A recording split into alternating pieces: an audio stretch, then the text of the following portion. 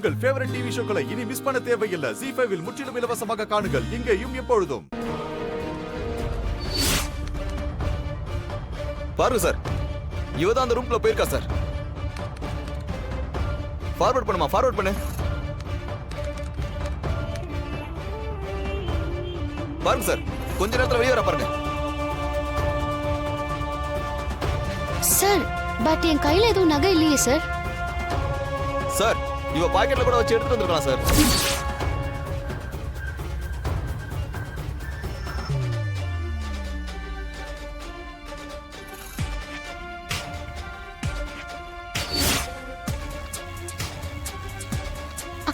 அப்படியே அங்கேயே ஸ்டாப் பண்ணுங்க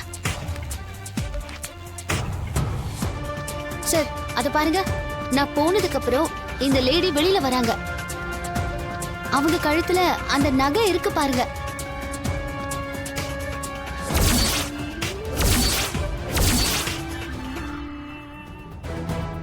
கொஞ்சம் இருமா. அம்மா, அந்த வீடியோ ப்ளே பண்ணு.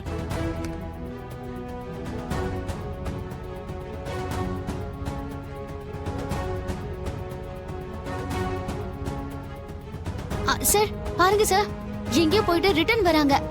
அப்போ அவங்க கழுத்துல நகை இல்ல சார்.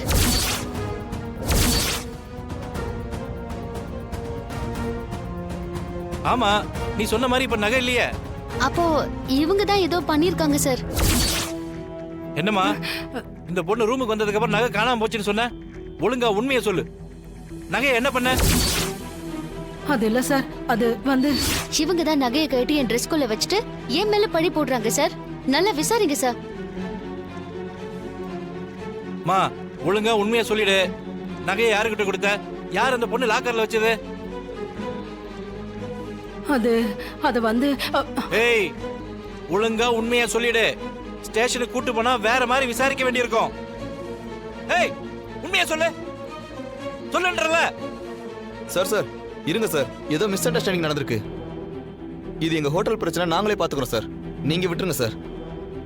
சார், அதெல்லாம் விடக்கூடாது சார். என் மேல யாரோ பழி போட பாத்திருக்காங்க.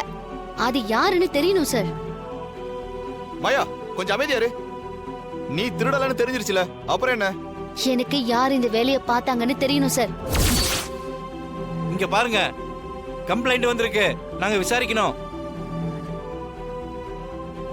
ஏய், ரெண்டு பேரும் உண்மையை சொல்ல போறீங்களா இல்லையா?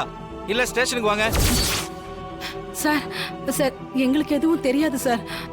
அந்த நகைய மேனேஜர் கிட்ட தான் சார் கொடுத்தேன். இவர்தான் சார் இந்த பொண்ணு மேல பழி போட சொன்னாரு.